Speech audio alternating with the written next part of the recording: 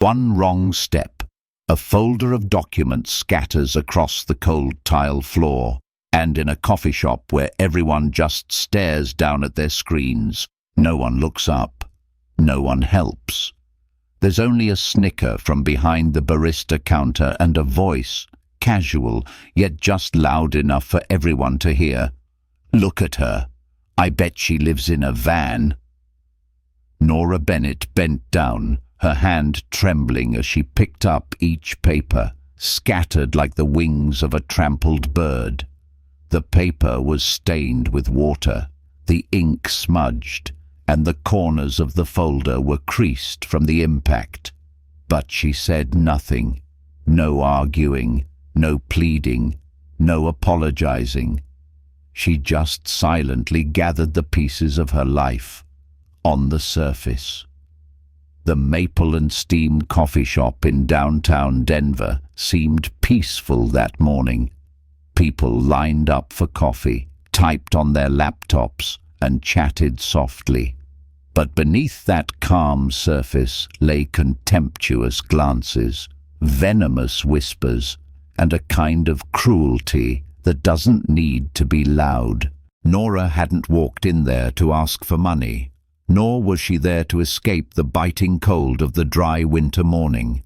She had arrived on time, at 9:27 a.m., for an appointment she had spent over 3 weeks preparing for. A thin coat, a pair of worn-out shoes, and a folder of documents she had reprinted multiple times because she couldn't afford new paper. In her hands, she held all the hope she had left after a series of rejections, of being judged for her appearance, for the gaps in her past, and for a poverty she never chose.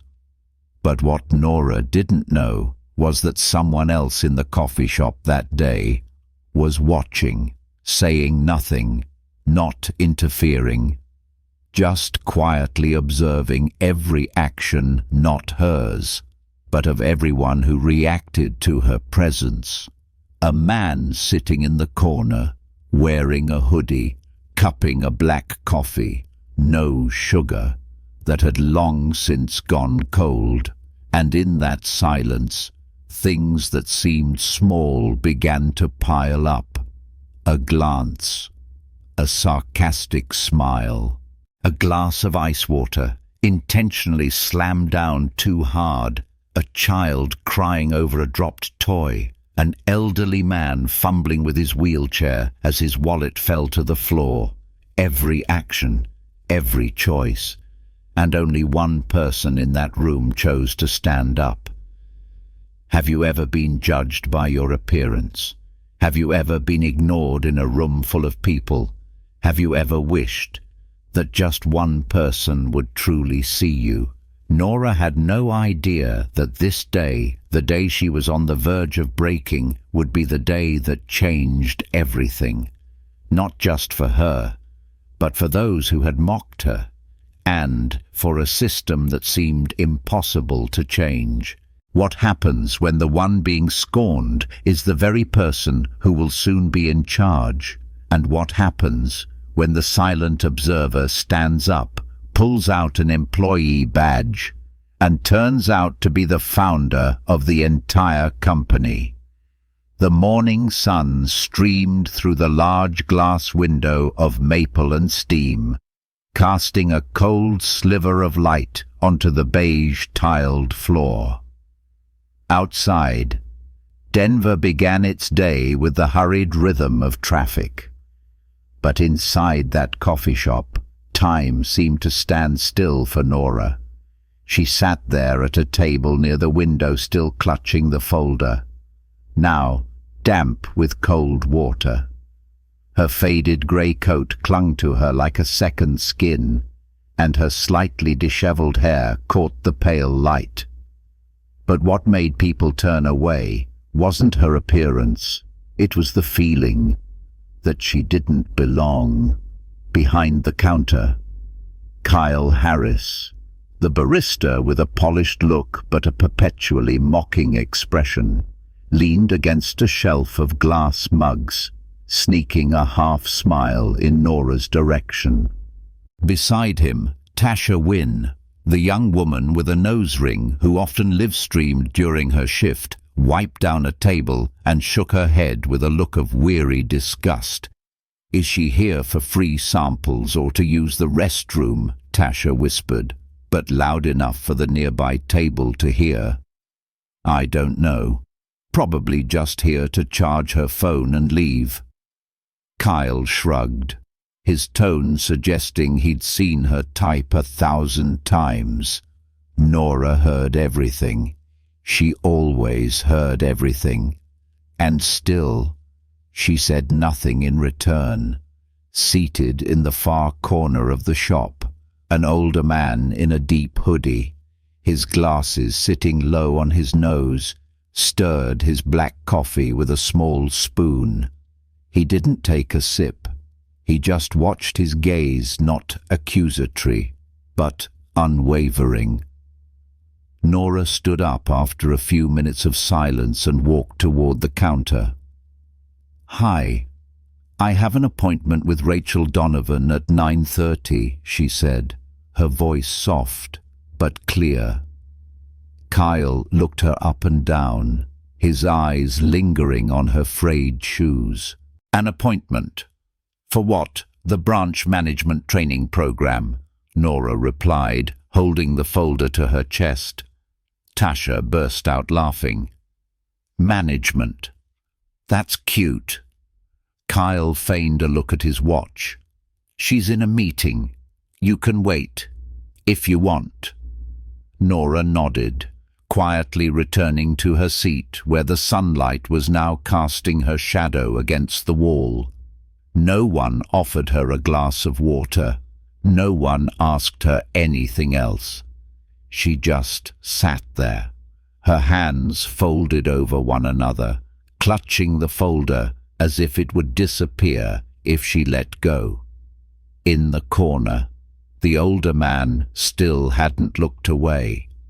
The black coffee in front of him was still full, but on his phone, hidden below the table, a new note had just been typed on the screen. Time dripped by in the coffee shop. Each second seemed to land on the table where Nora sat, as silent as a tiny crack between the polished tiles. She drank nothing. She didn't open her mouth to ask for anything. She just sat there, eyes downcast, hands resting on the damp folder as if it were holding her together. But she was keenly aware of every word weaving through the air around her. Kyle, standing by the espresso machine, lowered his voice, but it was still clear. "She's been sitting there for over 10 minutes and hasn't ordered a thing." Tasha didn't bother lowering her voice, probably waiting for someone to pity her with a glass of tap water. Behind them, Elliot, the employee in charge of drink prep, muttered as he stacked cups. "We should charge a fee for staring like that. It's bad for the aesthetic." A ripple of snickers followed, not loud, but sharp enough to sting. No one stopped them. No one defended her. Nora gently opened her folder just a crack, reviewing each page. The application form was now smeared from the water. Her name, Nora Bennett, was fading at the right edge. She tried to smooth it out, a reflex to keep something, anything, intact. In the top left corner was a small paper flower, folded by a stranger's child, the only spot of color in a stack of black and white. She let out a slow, quiet breath, not out of fatigue, but as if to keep herself from dissolving into tears. Tasha leaned low, peering over the counter directly at Nora, then turned to Kyle. "Should we give her some of the leftover muffins, as a humanitarian gesture?" Kyle smirked. "Yeah, and throw in an inspirational speech about overcoming adversity." It'll probably go viral." Elliot let out a short laugh. "Sounds like a failed motivational speaker." No one else in the shop spoke up. The other customers heard it, but they chose to look down into their own coffee cups, pretending not to notice anything was wrong. Then, suddenly, Elliot filled a glass with water, adding a lot of ice. Too much. He walked over to Nora's table, feigning a friendly, slightly strained smile. "Here you go," he said, setting the glass down a little too hard, just enough for water to splash out and soak her documents. Cold, wet. The ink bled with every melting drop. Nora reacted quickly, dabbing at the spill with a napkin, her voice still small and even. "It's all right." But everyone knew it wasn't. In the corner, the older man, Dean, sat perfectly still, his hand gently touching his now cold coffee cup. He still hadn't taken a sip. He just watched and remembered, not because of the glass of water, but because of the way the young woman sat there, not bowing her head in shame, nor raising it in anger. She was silent, like a mirror, and it was that silence that was making every adult in the room feel incredibly small. The glass of ice water sat there dripping onto the table, soaking another corner of the already stained folder. Nora didn't touch it, nor did she watch Elliot as he walked away with a triumphant smirk. Just subtle enough to be deniable. But then, a sob broke through the suffocating atmosphere. A toddler, maybe 2 years old, sat in a high chair by the window, reaching for a toy that had just fallen to the floor. The mother hair a mess, one hand holding a diaper bag, the other a lukewarm latte, was flustered, trying to soothe her child but failing. Not a single employee moved. Kyle glanced over. "Another difficult customer," Tasha muttered. "Probably a single mum. They always make a mess of the place." Only one person left her seat. Nora. She stood up, moved quickly but quietly toward the high chair, picked up the toy, and handed it back to the child. Then she turned to the overwhelmed mother. "Do you need me to get you some more napkins?" Her voice was gentle, as if nothing bad had happened to her all morning. The woman stared for a second, then exhaled, nodding. "Honestly, thank you. I didn't think anyone even noticed." Nora was already heading to the counter before the mother could finish her sentence. Tasha raised an eyebrow. "Does she think this is a reward program? Help one person, get bonus points." Kyle gave a dry laugh. "She's probably auditioning for the model employee role." Elliot, meanwhile, pulled out his phone, secretly snapped a picture of Nora from a distance, and sent it to the employees' internal group chat. The new face of performative compassion. Nora didn't know. She just returned, handed the napkins to the mother, and smiled. "I hope she feels better." The little girl had stopped crying. She was holding her toy and whispering something to her mom from the far corner. Dean, the older man, rested his chin on his hand. His expression had changed. It was no longer one of simple observation. It was something more like confirmation. Nora didn't go back to her table right away. She stood for a moment, looking quietly toward the light from the window, as if considering something. She didn't expect praise. She wasn't looking for sympathy. She just couldn't sit still when she knew she could help even in the smallest way. And just then, another small thing happened. Lexi, the little girl who had stopped crying, walked over to Nora, holding a napkin with a crayon scribble on it. "This is for you," she said, "because you're very nice." Nora bent down, taking it as if she were holding a glass flower. "Thank you," she whispered. And the first smile of the morning, a truly genuine one, finally appeared on her lips. The little girl, Lexi, had just returned to her table, still clutching her crayon. The napkin with the drawing of a flower now rested inside Nora's folder, a single bright spot, untouched amidst the smudged ink of that morning. Just as Nora sat down, the bell on the shop door chimed softly. An elderly man was trying to push a wheelchair through the entrance. One of his hands held a large, lopsided canvas bag slung over his shoulder. The other struggled with the heavy glass door. In a matter of seconds, his wallet slipped, landing right in a puddle of water near the entrance mat. No one in the shop moved, not because they didn't see, but because they were used to letting others fend for themselves. Kyle glanced over, but didn't move from behind the espresso machine. Tasha rolled her eyes. This guy probably came in asking for hot water for his arthritis.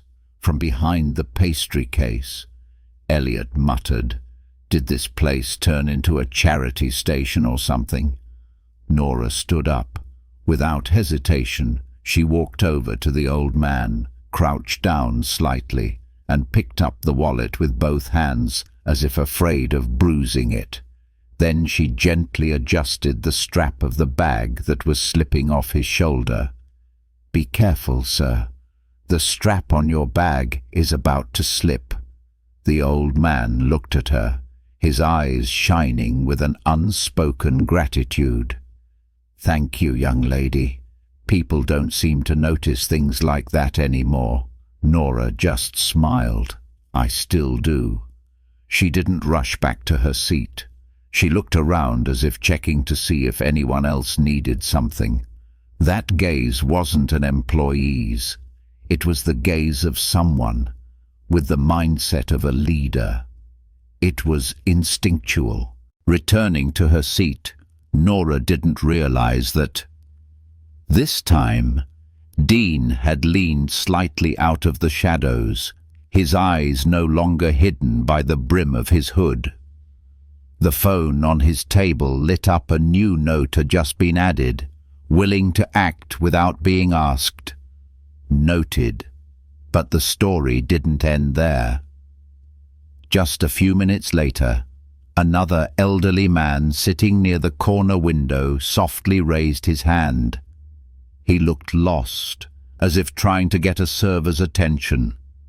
No one in the shop approached him. None of the staff noticed his signal or chose to ignore it. Nora stood up again. She walked over, bowed her head slightly, her voice low but clear. "Can I help you with something, sir?" The old man gave an embarrassed smile. "I ordered, but I think they might have forgotten." "That's all right. I'll go remind them." She walked straight to the counter. For the first time, her voice rang out in the center of that tense space. "Table 5 has been waiting for their order for quite a while." Kyle shot her a look, his brow furrowed. Elliot smirked. "When did she start working here?" Tasha let out a laugh.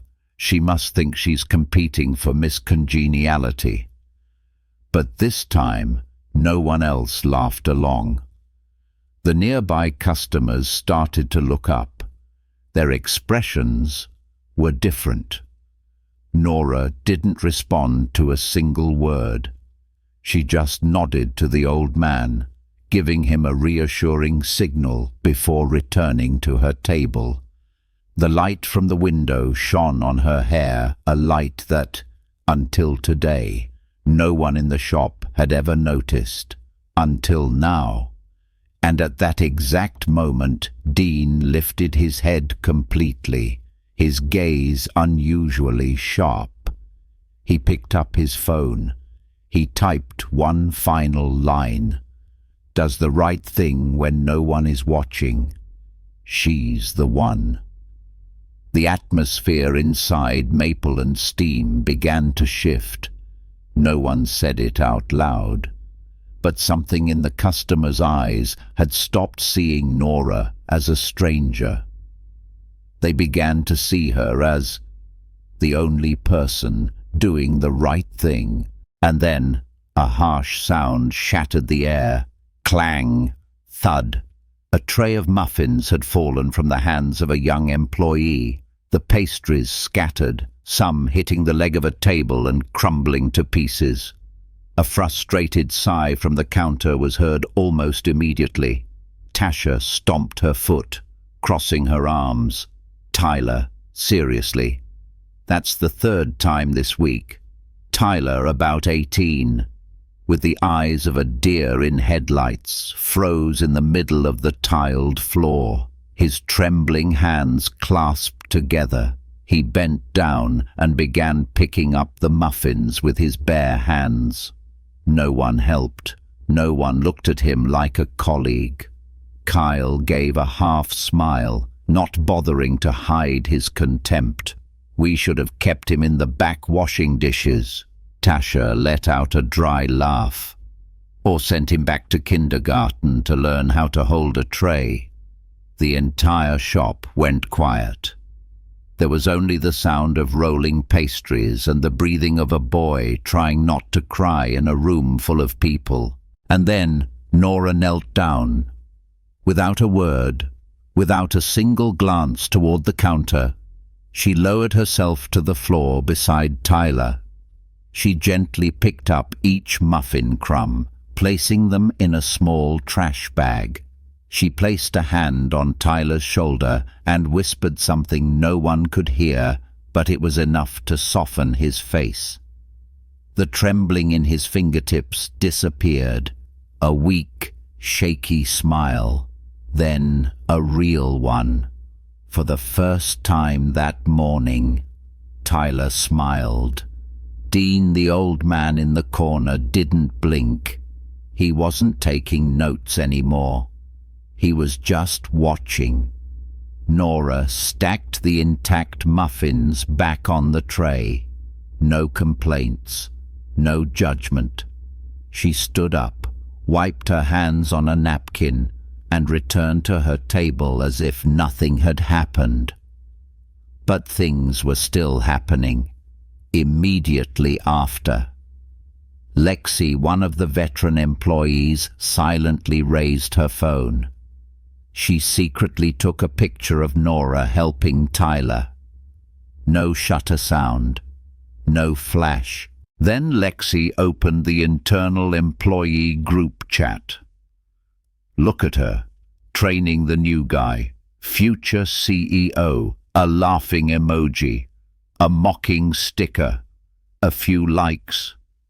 But this time, an employee standing nearby, a new girl named Haley, who hadn't participated in the chat or joined in the mockery all morning, quietly looked at Lexi.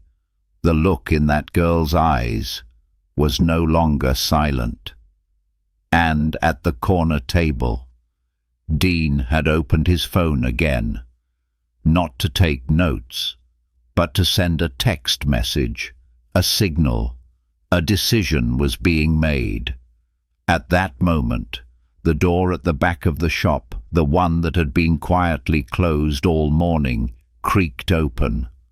A pair of high heels stepped out, decisively. A bronze nameplate glinted in the light. Rachel Donovan, Regional Director of Operations. The office door behind the counter swung open.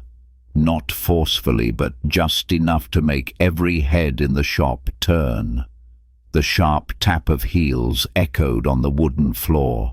A tall woman in a dark blazer, her brown hair tied neatly back, holding a tablet, Rachel Donovan, the regional director of operations for the Maple and Steam chain. Her eyes swept across the space, lingering for a moment on the barista counter, where Tasha had just ducked down, pretending to wipe a cup. Then her gaze traveled further, to the table near the window where Nora sat, still clutching her folder. Rachel's voice rang out, not loud, but perfectly clear. Nora Bennett. The entire coffee shop fell silent. Kyle dropped the glass he was polishing. Tasha's head snapped up. Her lips parted as if to ask. Her Elliot froze, the lid of a pastry box falling from his hand onto a tray.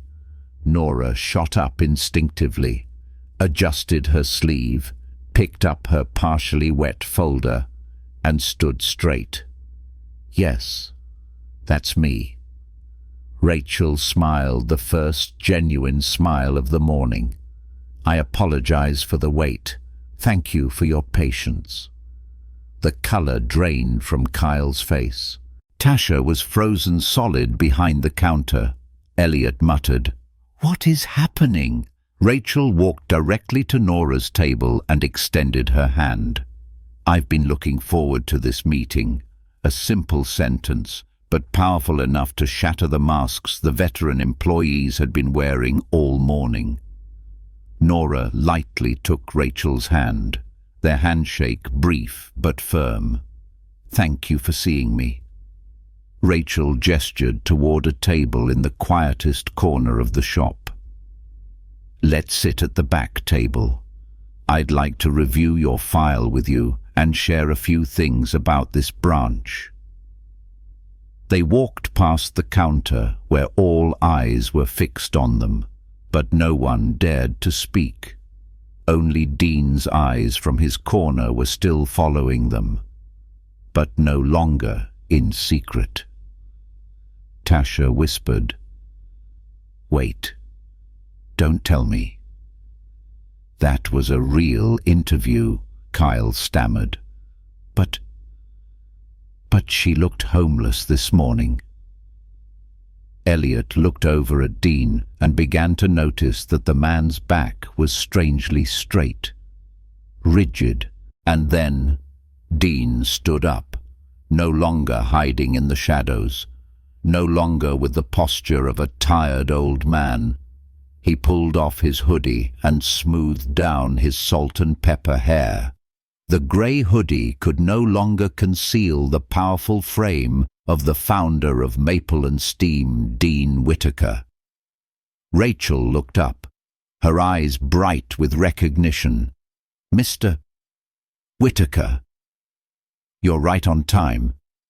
Lexi dropped her phone at the counter. Kyle took a step back, bumping into the shelf of mugs. Elliot held his breath. The entire shop was frozen in time.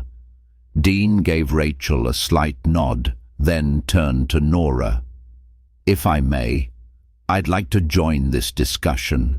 Nora, still stunned, managed a small nod. "Of course, sir."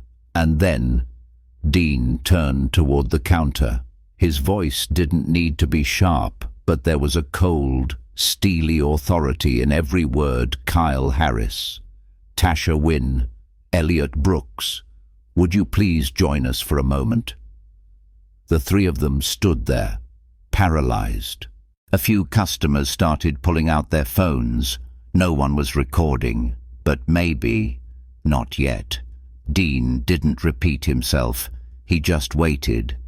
And they walked out, no longer the ones in control of this coffee shop space, but as people about to face a truth they didn't want to hear. Kyle, Tasha, and Elliot walked out, lining up in front of the table where Dean and Rachel now sat opposite Nora.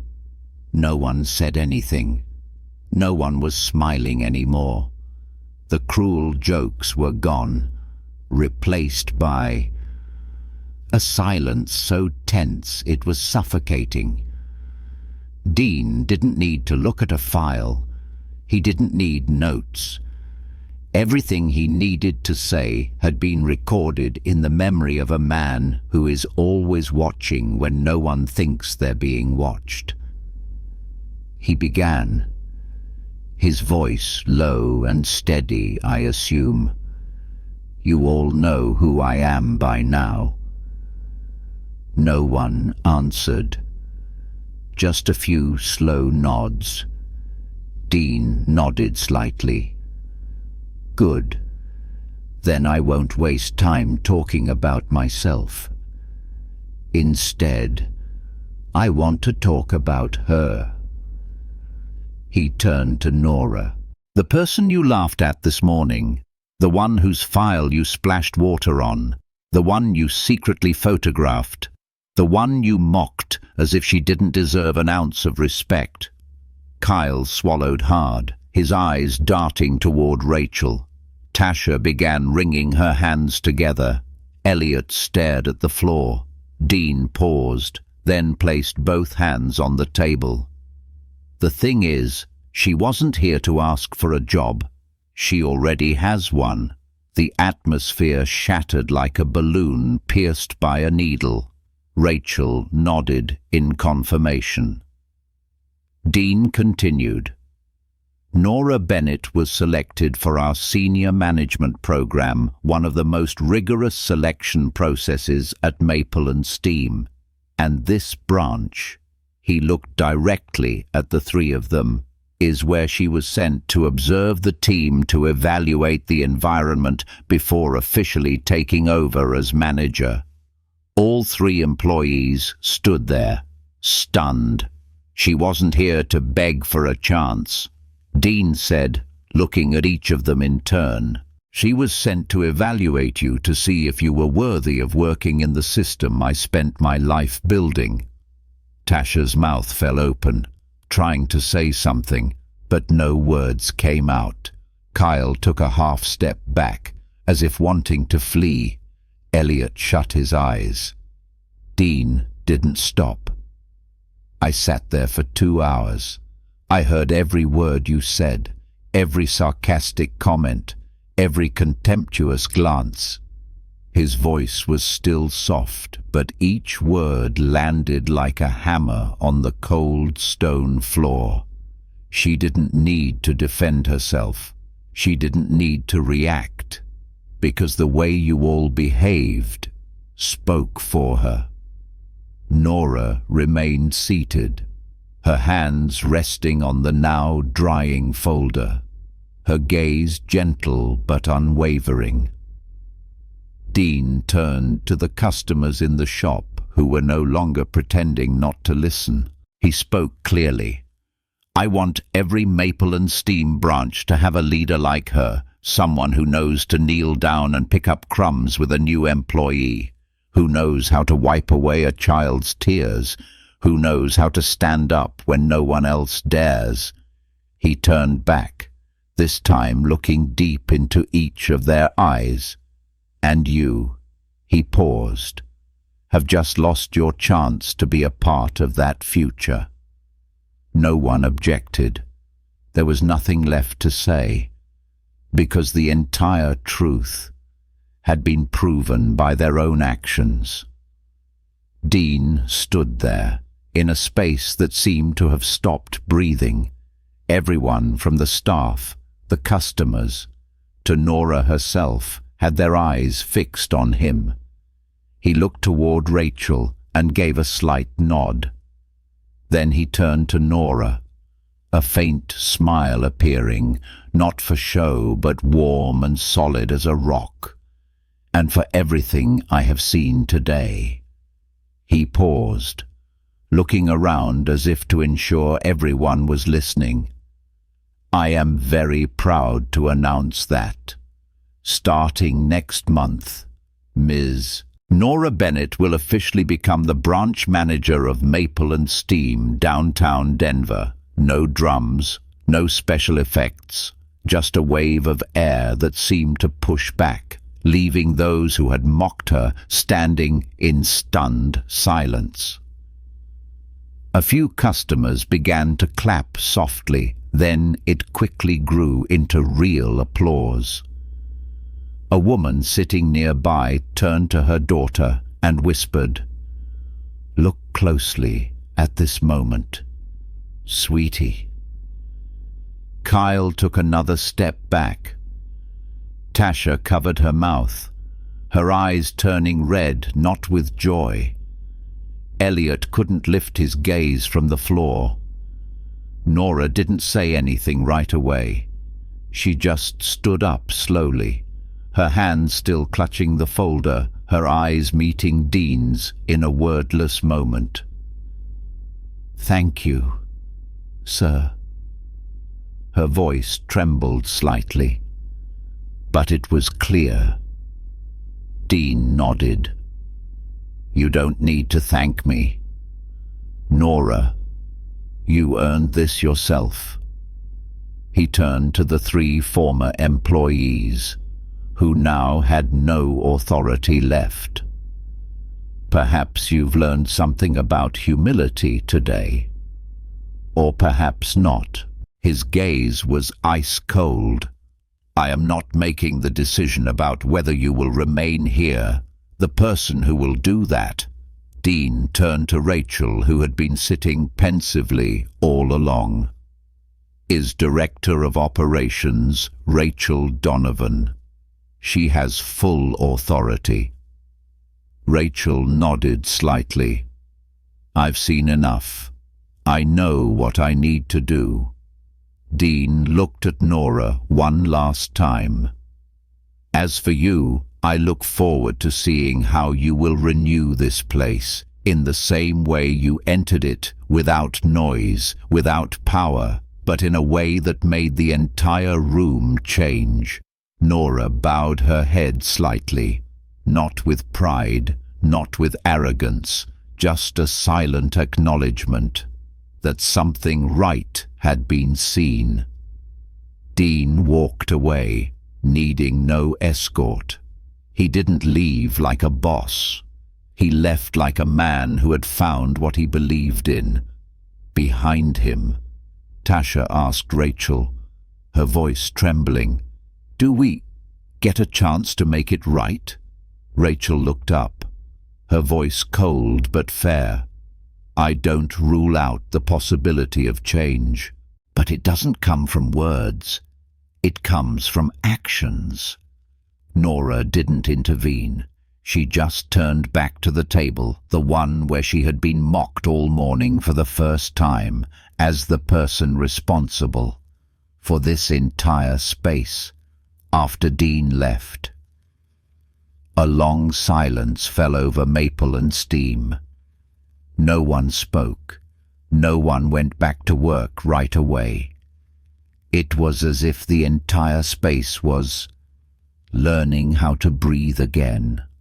Nora stood in the middle of the shop, no introduction needed, no symbols of power, but everything in the shop had already shifted. An elderly customer walked up, gently touching her arm. "I'm glad you're the one in charge here. It's the right thing." A young mother passed by and whispered, "Thank you for helping my child this morning. She just asked me."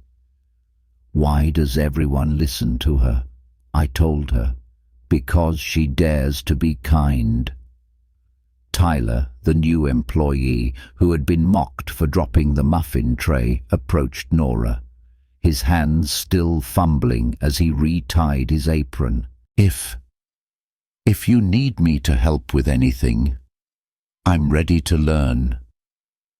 Nora smiled gently. "We'll learn together. Tyler, together." Under the midday light streaming through the glass pane, The table where Nora had once been ridiculed was now filled with the warmth of different gazes. No more whispers, no more judgmental stares, just presence, real, alive, and gentle. Rachel watched the scene from a distance, her expression no longer as stern as it was at the beginning.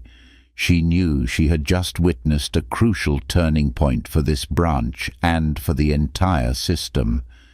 And then the shop door opened quietly. A man returned, a simple shirt, no apron, no familiar mocking smile. Elliot. He walked slowly, holding a thick, brown paper envelope. Tyler saw him first and frowned slightly, but Nora had already looked up, her gaze not guarded but quiet, serene. Elliot stood before her. No hiding, no acting. He simply held out the envelope. "I know I shouldn't have come back without being invited, but I had to give you this." Nora took it and opened it slowly. Inside was a handwritten letter, in blue ink. The handwriting wasn't neat, but there were no cross-outs, no excuses. I was wrong. Not just wrong to you, but wrong in how I see people. Wrong about the values I thought I stood for. I don't expect to be forgiven. I just want to ask to start over from the very bottom. At the end of the letter was an application for a part-time dishwashing position at the East End branch, a place where, a few years ago, Elliot had turned down an offer because it was beneath his abilities. Nora folded the letter and looked up. Her voice was soft but steady. "I can't change the past for you, but I hope the person you want to become will be stronger than the person you were." Elliot nodded, his eyes red. "I hope so too." He left, without waiting for anything more, not asking for mercy, just leaving behind one thing: a beginning. Tyler turned to Nora, silent for a moment, then asked quietly, "Do you think he can do it?" Nora looked at the door that had just closed, then turned back to him. "It won't be easy, but if he's determined, he might." Another customer ordered 2 oat lattes and a chamomile tea. Tyler hurried off to make the drinks, his heart lighter. In the corner of the shop, a little girl was looking at a drawing taped to the wall, the small paper flower Nora had kept from that first morning. The shop was back, but it would never be the same again. The early morning light slanted through the large glass window of maple and steam, casting a pale gold layer, like frothed milk, onto the oak counter. Everything was peaceful but not silent, just easier to breathe, warmer, more real. Nora stood behind the counter, her hands deftly turning the espresso handle. Her hair was tied back neatly, her uniform crisp, and her name tag simple: Nora Bennett, branch manager. Next to the cash register, a small chalkboard read in white chalk: "Be kind. You never know who's watching." Tyler called out, "2 oat lattes and a chamomile tea." "Ma'am, coming right up," Nora replied, her voice cheerful but unhurried. In the corner of the shop, the elderly man sat quietly. No hood, no hidden face. It was Dean Whitaker. The black coffee, no sugar, was still there. This time, he smiled as he watched the flow of people in and out. No need to intervene anymore. The bell on the door chimed softly. A young woman walked in, Her arms were wrapped around a folder bigger than her frame, her shoes old but clean. She stood frozen at the threshold, her eyes darting around just as Nora had once stood, not knowing whether to move forward or turn back. No one laughed, no one whispered, but the young woman herself stumbled slightly on the edge of the mat. The folder fell, papers scattered. One landed right at the foot of a table near the counter. Tyler was already there. He knelt down, picking up the first sheet. "It's okay. We'll help you." The young woman looked up, her eyes still red. She nodded slightly, and before she could say a word, a cup of hot cocoa was placed gently next to her scattered folder. Nora, standing there, her eyes didn't ask, "What are you doing here?" They just said, gently, "Don't worry. Here, we don't test you with pressure. We test you with kindness." The young woman was stunned. Her shoulders sagged not with fear, but with relief. She was seen. She was acknowledged. From the very first minute, Dean watched the scene from a distance, not interfering, no need to repeat anything. Nora returned to the counter and got another cup of cocoa. She placed it on the table, not for anyone in particular, just to have it ready, because someone would always need it. Maple and Steam was no longer just a place that sold coffee. It had become a space where people were seen not for what they wore, what they owned, or where they came from, but for how they chose to treat others. Nora stood behind the counter, wiping her hands on a cloth, her gaze drifting to the large glass window where the early morning light still cast its familiar streak. But now, that light wasn't cold anymore. It didn't shine on a lonely, scorned girl. It shone on someone who had stood up from her own puddle of water and turned it into a reflection of compassion. Dean didn't visit as often anymore, but this morning he had returned, just to sit in his old corner. No praise needed, no inspection required. He just wanted to see the continuation. Tyler, now the morning shift lead, was still a bit clumsy when writing on the menu board, but he knew to ask the new employees, "How's your shift going? Let me know if anything's not right."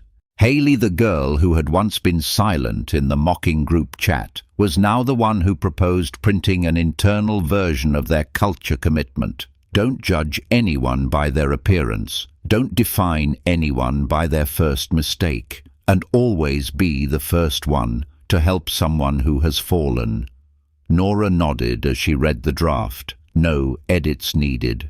On the pinboard next to the cash register, the napkin with the flower drawing that little Lexi had given her on that first day was still there. The paper had yellowed at the edges, but the color of the flower was still bright.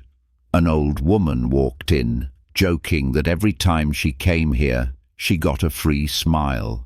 A little boy ran up and asked, "Miss Nora, why weren't you angry at those mean people that day?" Nora bent down and ruffled his hair.